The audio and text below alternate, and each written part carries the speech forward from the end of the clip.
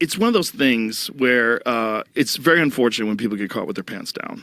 And I'm not an expert in many things, but the things that I am an expert on, you could wake me up at 4 o'clock in the morning and ask me about those things. And I go, oh, yeah, no. Yeah. This is what it is. Yeah. I know, like martial arts or comedy. I could give you an expert version of reality. It seems like he does not have that. It's the interview that we've all been waiting for, y'all. Joe Rogan host Wes Huff, Christian historian / apologist, who recently was thrust onto the national stage or international stage, I would dare say, after a conversation where he basically embarrassed Billy Carson. So that's how Joe heard him.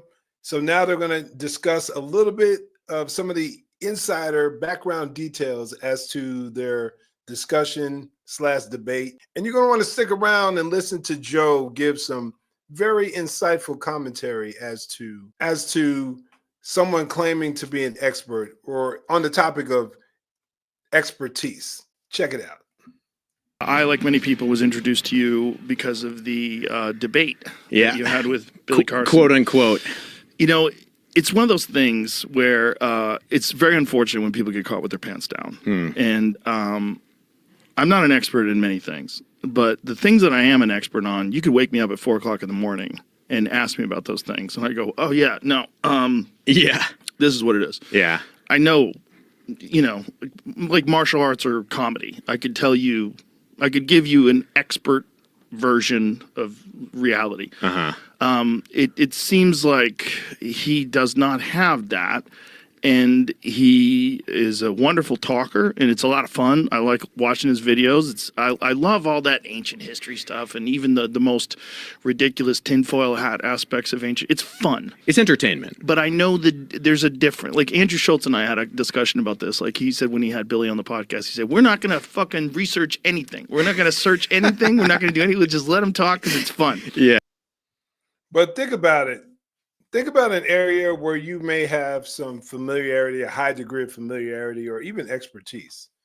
If someone was to catch you on your worst day, would you still be able to give a solid breakdown of it? Like if someone asked me about, I'm not even going to get into the law enforcement aspect of it, even though I feel pretty solid on that, especially corrections, basic patrol duties and things like that. Some of the laws surrounding it, but take comic books or pro wrestling, especially when you're talking about comics back in the 70s and 80s, or pro wrestling, or working out, or nutrition, especially the ketogenic diet, things like that. Martial arts.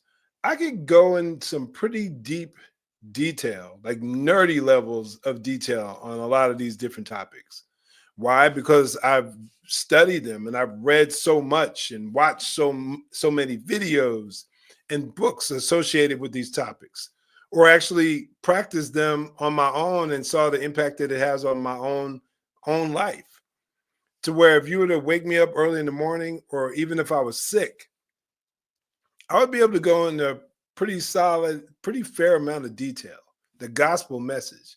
You can wake me up at any time of the night and I could talk to you about who Jesus is and why every man needs to be saved. I don't care where you catch me, what I have going on, I can still articulate a lot of these issues very well. Billy Carson claimed and claims to be one of the foremost world-leading experts on ancient texts and papyri and manuscripts and all this kind of stuff. But yet, after he got thoroughly trounced and dismantled during his so-called debate with Wes Huff, he makes a 3-hour plus video trying to defend himself, saying how sick he was. But you are a world-leading expert, Billy, so you claim. You should have been more prepared than anybody. Let's continue, because Wes actually talks about how little notice he had for this debate and how little preparation he had. Andrew's awesome. But when he was on with you, it was quite apparent that you are an actual expert. in the Bible and in many religious texts, and that he didn't necessarily have the facts straight. So what was the fallout of all of that? Well, it's interesting you say the expert thing, because I literally was asked to do it 24 hours beforehand. So I had like the least amount of preparation going into it. And I was okay with that because I'd listened to Billy Carson. Well, and I'd listened to the stuff he'd said. So I knew enough about the ways that he'd articulated things about the ancient Near East and the Bible and Christianity to know enough that his level is pretty surface. But the fallout was that not only did he not want us to release the conversation, but then he started throwing out cease and desist letters, and then he started, trying to sue people. So, I mean, I was never worried because I'm a Canadian, and anybody who's tried to sue internationally knows that. Good luck. Yeah, right. Yeah. As far as I understand it, he would have had to file a claim in a Canadian court that would have been reviewed to have legal precedence. That he'd have to prove that he could win. What was his argument? Apart from the fact that he was embarrassed that he lost? Well, yeah, that's not really an argument. Well, the cease and desist letter. Yeah, the cease and desist letter said, I don't want you to use my name or my face in anything going forward, and anything you've used up until this point, you need to remove. And I was given 24 hours notice to do this. But if you're a public figure, he's clearly a public figure. Is that even, can you actually say? No, you can't do it. So what was does he have a lawyer that wrote this? Let's think about it. Had Billy just let the conversation come out and people see it, and it probably would have came and went, it would have got some attention because of the fact that he's been on Joe Rogan and PBD's podcast, and Andrew Schultz, as Joe was mentioning, he's been all over the place sharing some of these outlandish ancient aliens and all these crazy claims. He's been sharing it. I think his YouTube channel has over 3 million subscribers, I believe. So he has a pretty large podcast. So people would have heard about it, but I don't think it would have had the impact that it had as a result of him going through such great lengths to hide and to keep it hidden. Because now, heck, man, Wes said he had, I think he said less than 10,000 subscribers around November, or maybe earlier in the year. I think it was a little earlier in the year. He had less than 10,000 subscribers. But once the word got out that there was a debate and with Billy Carson, that he had a discussion, conversation, debate, whatever you want to call it, with Billy Carson, and that Billy wanted it suppressed and hidden, that's when things just blew up. Because the individual who was the moderator, quote unquote, during the debate was getting all kinds of pressure from the Christian community in particular to release it. So when it finally came out, some of us recorded the video and then started sharing it as far and wide as we could. And then larger platforms started getting a hold of it, doing their own analysis of it. And then Wes is getting interviewed left and right. And I know for a fact, I mean, Joe Rogan, I mean, who am I in comparison to Joe Rogan, as far as from a public understanding? My platform is tiny. His is 18 million on YouTube. So, but I would tag Joe, I would tag Patrick Bet-David, all these people that had Joe Rogan, that had Billy Carson on, I would tag them in my videos when I would repost things from Instagram or wherever, in hopes that one of these guys would actually see these videos and bring Wes on, or maybe try to set up some kind of a debate or something like that. And lo and behold, as time went on, Wes's channel blew up. I think it's well over 200,000. Heck, let me see how many he has right now, just for the sake of discussion. So before he even went on Joe Rogan, his channel had increased to over 200,000. So right now, I'm pulling it up on my phone. I don't know if my camera can see that. but he's at 290,000 as of this video. So his channel exploded. And it's the beauty of being a faithful witness. And as 1 Peter 3:15 basically says, which says, but sanctify the Lord God in your hearts, and always be ready to give an answer to everyone who asks you a reason concerning the hope that is within you, with humility and fear, having a good conscience, thus while you are spoken against as evildoers, they may be disappointed who curse your good way of life in Christ. But verse 15 primarily, he was ready to give a reason for the hope that was within him. And he called out Billy Carson's poor, embarrassing understanding of the Bible. It was a beautiful thing to behold, honestly. Cease and desist? Is he a lawyer? No. So he actually, it's interesting because Mark Menard, who was the guy who hosted this interaction, he sent Mark a handwritten one, and then he eventually gave Mark an official one from his lawyer. So I actually was sent one by his lawyer, which I, screenshotted, posted publicly online and said, I'm going to ignore this. And then, but he'd sent Mark, who was the podcast host, as far as I'm aware, numerous cease and desists, and Anton, who was the media manager. He'd sent a number of cease and desists. It's unfortunate. It is unfortunate. When you get caught with your pants down, you're supposed to say, I got caught with my pants down. Yeah. That's what you're supposed to. That's what a mature individual would do. The fact that he was exposed, he went into panic mode, and then this story just grew massively to the point to where Wes is sitting down having a conversation with Joe Rogan, largely known as the biggest podcast in the world, typically one of the top 3 at any given moment. And then I hear he's going to be on, if I heard correctly, he's going to be on the Pat David podcast next week, another platform with over millions of subscribers, millions of followers. And man, it's so beautiful because let's continue to pray. Those of us who are Jesus followers here, let's continue to pray for Wes. We pray for Joe. Clearly, we want to see Joe Rogan saved, born again by the grace of God and his listeners. But also keep Wes in mind because he's becoming more and more of a public figure as a result of this one conversation, more or less. Obviously, his years and years of preparation, young 33-year-old man working on his doctorate degree, but largely because of this one conversation he had with Billy Carson. So keep him in prayer that the temptations don't overtake him and that he remains grounded and rooted in his identity in Christ.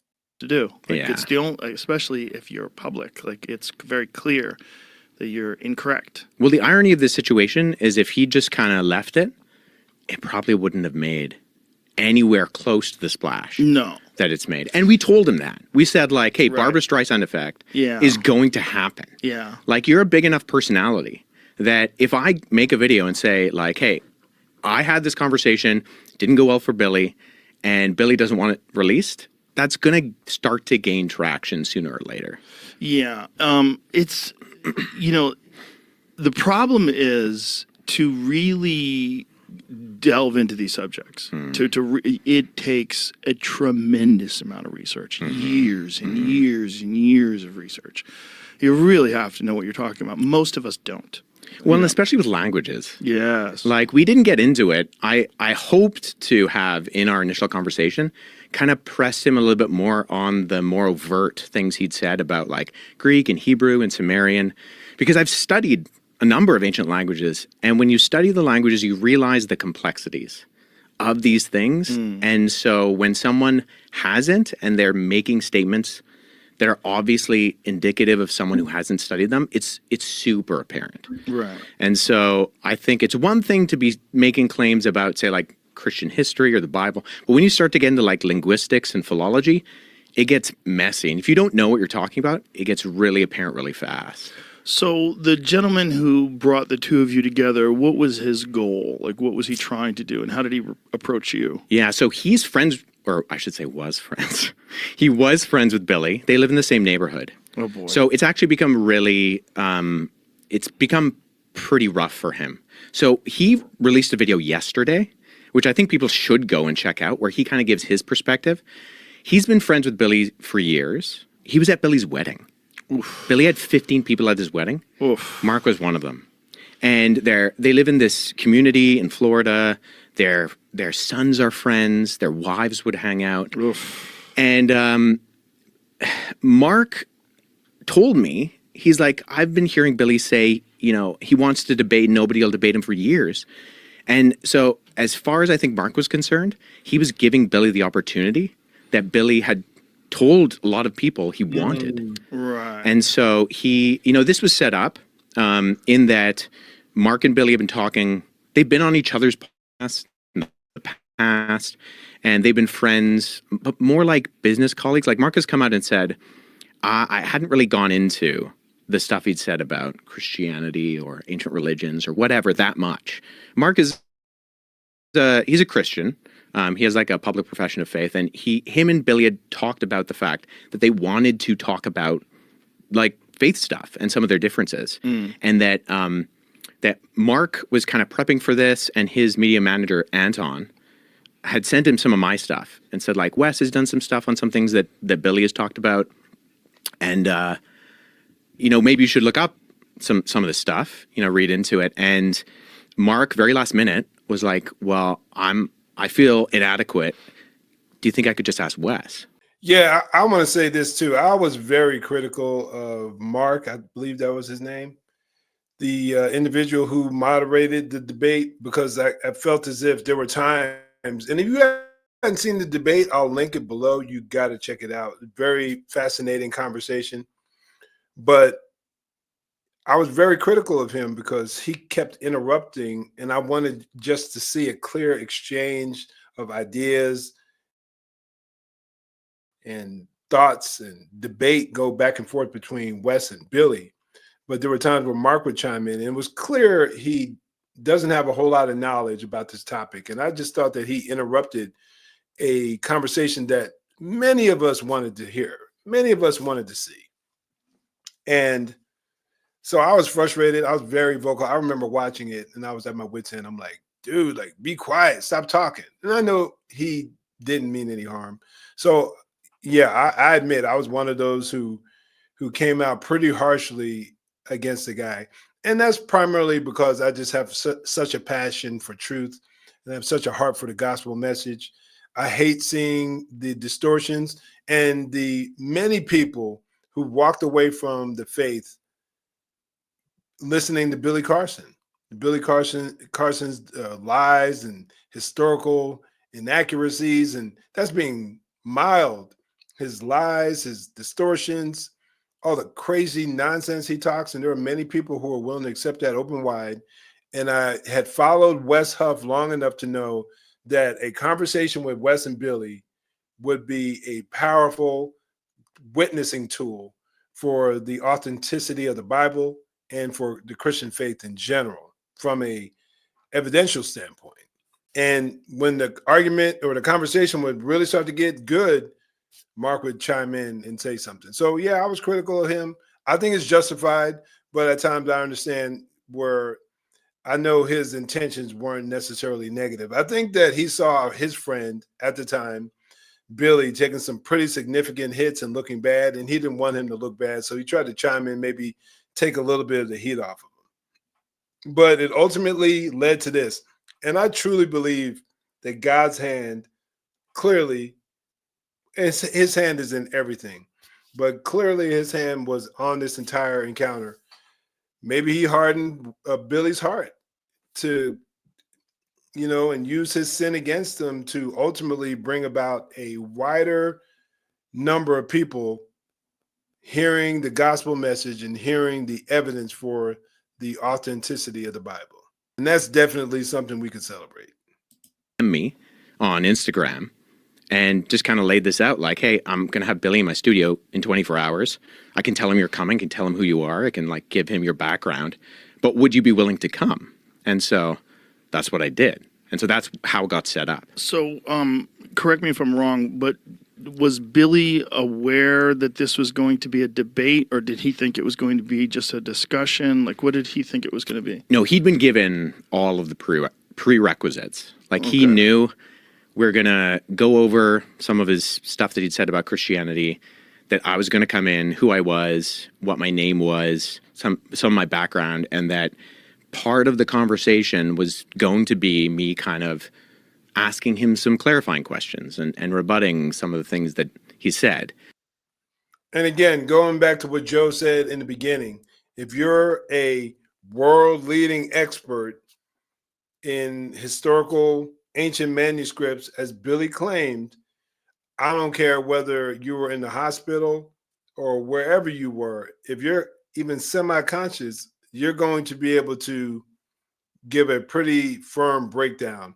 How many interviews has this man done? How many podcasts and open discussions has he had on these topics? If he's the world leading expert, he should have had his ducks in a row. So he was just shown for the fraud that he is. So you didn't watch the 3-hour live stream that he did you? I watched chunks of it. Okay. I watched a little bit. I'm like, oof. And then I shut it off. Then I watched a little bit more. Oof. Yeah. So unfortunately, Billy there says he had no idea going in. And I mean, as Mark said in his video that he released yesterday, I mean, that's patently false. He knew what it was going to be, who was going to be involved, and even some of the things that we would be talking about. Okay. And he also was claiming that it wasn't a debate, that he had been involved in debates before and that he would prepare for debates, but this is something he didn't prepare. But again, it's like, if you ask me about things that I know about, you can wake me up out of a full sleep and give me a couple seconds. I'll go, oh, okay, this is what it is. Yeah. If you know, you know. And it wasn't a debate in one sense. Like, it wasn't. Like, we didn't do, opening statements and cross-examination and rebuttal. Right. It really was a conversation. Right. And it only kind of turned into a debate in the sense that Billy, I think, got caught out. And so the things that were talked about kind of showed that, that he needed to go on the offense. Yes. Yeah. Well, again, it's all very unfortunate. But the good part of it is I was introduced to you and your work. And there you go. Very, very extensive and very fascinating. Yeah, and I think that's the beauty of all of this, is that many people who said that they had walked away from the faith listening to Billy, as I mentioned earlier. But due to the conversation that he had with Wes, it reignited their faith and brought them back to the Lord, which is an amazing thing, and is a beautiful thing to behold. So all of this happened for a clear reason. Everything that has went on. And I've said this over the last few years, everything that our country has been through, especially in the last 4 years, but even more so last probably 12 years, or I would even go further, because I mentioned this in previous videos, but I'm going to mention it again here. After 9/11, there was this rampant push to see our culture become more secularized. You had the new atheists out there who were mocking God, mocking the Bible, and mocking religion in general. And they would always believe, they were under this impression that there would be a significant move away from religion in general, because one of the big claims was that religion poisons everything. God isn't great. They wrote books with similar titles. And there was this move away from religious belief and they thought that a secularized culture would come along and reason would take over and society would flourish as a result. But what we saw demonstrated over the last 20 plus years was the complete opposite of that.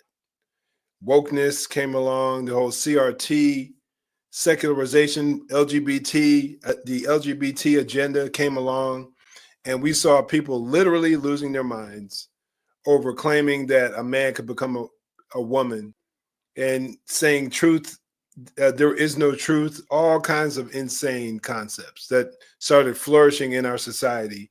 And we saw our nation, and we still do, we're not totally recovered yet, but we saw a nation that was on the verge of collapse. We see, culturally speaking, across the world, people losing their minds, bowing to the knee of DEI and multiculturalism, to the point to where they're willing to subject a nation to increasing levels of violence, terrorist activity, you name it, all for the sake of being politically correct, or destroying the foundations of free speech. Insanity we've seen. So I say all that to say, it seems as if in more recent years, there seems to be a push, a move back towards people waking up to the truth that there's true evil out there, and eyes being opened, and a growing desire for people to come to a stronger foundation, a stronger place in their walk, in particularly in the Bible, or coming to know the things of the Bible and the truths of them. And the videos that you sent me on Instagram, I watched both of those today as well. Awesome. So really, really interesting stuff. And your knowledge of the history of the biblical texts and the Codex Sinaiticus and all these different things. Very, very fascinating stuff. So make sure you check out the video, the conversation below with the debate between him and Billy Carson. And I'm also going to link Wes's YouTube channel and his website. He has a wealth of information and a wealth of knowledge. And again, I give God all the glory in this entire situation. But if you appreciate content like this, where I discuss cultural issues from a biblical perspective, make sure you hit that like and subscribe button. And if you appreciated this video, make sure you check out this one right here. I think you'll get a lot out of it.